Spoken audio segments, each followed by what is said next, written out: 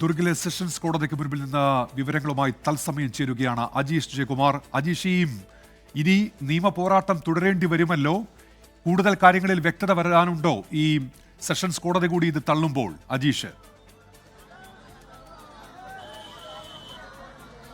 ഇനി എന്തായാലും ഇക്കാര്യത്തിൽ ഒരു തീരുമാനം, ഒരു സ്ഥിരീകരണം വന്നു കഴിഞ്ഞ് സെഷൻസ് കോടതി ഈ കേസ് പരിഗണിക്കാതെ തള്ളിക്കഴിഞ്ഞു. ഈ കേസ് പരിഗണിക്കാനുള്ള അധികാരം തങ്ങൾക്കില്ല എന്ന് പറഞ്ഞുകൊണ്ടാണ് സെഷൻസ് കോടതി ഇപ്പോൾ ഇത് തള്ളിയത്.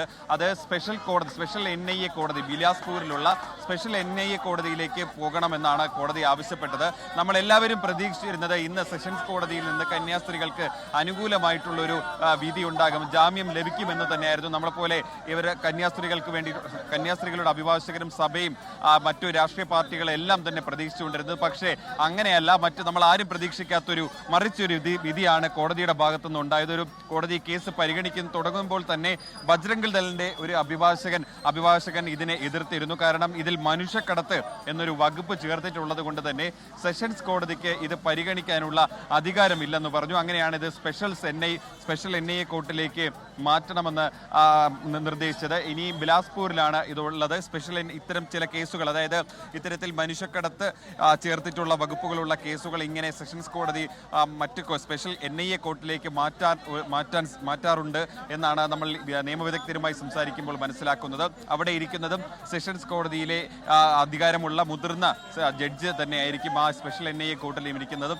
അവർക്കാണ് ഇത്തരത്തിൽ ഗുരുതരമായ വകുപ്പുകൾ ചേർത്തിട്ടുള്ള കേസുകൾ പരിഗണിക്കാനുള്ള അധികാരമുണ്ടാവുക. എന്തായാലും ഈ സഭയുടെ ഭാഗത്ത് നിന്ന് കന്യാസ്ത്രീകളുടെ അഭിഭാഷകരുടെ ഭാഗത്ത് നിന്ന് എന്ത് തുടർ നടപടി എടുക്കാൻ പോകുന്നതെന്നുള്ളതാണ് ഏറ്റവും ആകാംക്ഷയുള്ള കാര്യം. കാരണം ഇനി നേരെ സ്പെഷ്യൽ NIA കോർട്ടിലേക്ക് പോകുമോ അതോ ഹൈക്കോർട്ടിലേക്ക് പോകുമോ എന്നുള്ള കാര്യത്തിൽ ഇപ്പോഴും ഒരു വ്യക്തത വന്നിട്ടില്ല. ഇനി അവർ ഈ കൂടിയാലോചനകളൊക്കെ നടത്തിയതിന് ശേഷമായിരിക്കും അക്കാര്യത്തിൽ ഒരു തീരുമാനമെടുക്കുക. എന്തായാലും ഈ കോടതി വിധി വന്നതിന് ശേഷം ഇവിടെ നമ്മൾ കോടതി പരിസരത്ത് കണ്ടത് ഈ ബജ്രംഗ് ദൾ പ്രവർത്തകരുടെ വലിയ വിജയാഘോഷമാണ്. കാരണം അവർ തുടക്കം മുതൽ തന്നെ ഏതാണ്ട് ഈ കോടതി ഈ കേസ് പരിഗണിക്കുന്നതിന് തൊട്ട് മുൻപ് തന്നെ ഇവിടെ പ്രകടനമായി എത്തിയിരുന്നു. അത് ഒരു സൂചന മാത്രമായിരുന്നു. ഈ കേസ് തള്ളിക്കഴിഞ്ഞാൽ വലിയ പ്രതിഷേധങ്ങളിലേക്ക് പോകുമെന്നുള്ളതിന്റെ ഒരു സൂചന മാത്രമായിരുന്നു ബജ്രംഗ് ദൾ പ്രവർത്തകർ ഈ ദുർഗ് സെഷൻസ് കോടതിയുടെ പരിസരത്ത് രാവിലെ 11 മണിയോടെ നടത്തിയത്. പക്ഷേ ഈ കേസ് തള്ളി എന്നറിഞ്ഞപ്പോൾ അവർ വലിയ വിജയാഘോഷവുമായി കൈകൊട്ടി മുദ്രാവാക്യം വിളിച്ച് ജയ് ശ്രീറാം വിളിച്ചാണ് ഈ കോടതി പരിസരത്തൂടെ പോയത്. ഇപ്പോഴും ഈ പ്രവർത്തകർ ഇവിടെ തമ്പടിച്ച് നിൽപ്പുണ്ട്.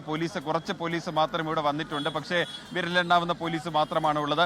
ഇതേ പോലീസിന്റെ സാന്നിധ്യത്തിലാണ് വെള്ളിയാഴ്ച ഇവർ ആ സ്റ്റേഷനിനകത്ത് കിടന്ന് ഭീഷണിപ്പെടുത്തുകയും ആക്രോശിക്കുകയും ഒക്കെ ചെയ്തത്. അതുകൊണ്ട് ഒരുപാട് പോലീസ് സാന്നിധ്യമൊന്നും ഇവിടെ ഇപ്പോൾ ഈ ബജ്രംഗ് ദൾ പ്രവർത്തകരെ പിന്തിരിപ്പിച്ച് വിടാനില്ല. എന്തായാലും നമ്മൾ വന്നപ്പോൾ ഈ കോടതിയുടെ മുൻവശം ചിലർ ബാരിക്കേഡ് വെച്ച് തടയുന്നുണ്ടായിരുന്നു. അന്ന് ഈ പ്രതിഷേധമുണ്ടാവാനുള്ളൊരു സാധ്യതയൊക്കെ ഇന്റലിജൻസിന്റെ വിവരത്തോടെ കിട്ടിയതിന്റെ അടിസ്ഥാനത്തിലാണ് പോലീസ് അങ്ങനെ ഒരു സുരക്ഷാ ക്രമീകരണങ്ങളൊക്കെ ഏർപ്പെടുത്തിയിരുന്നത്.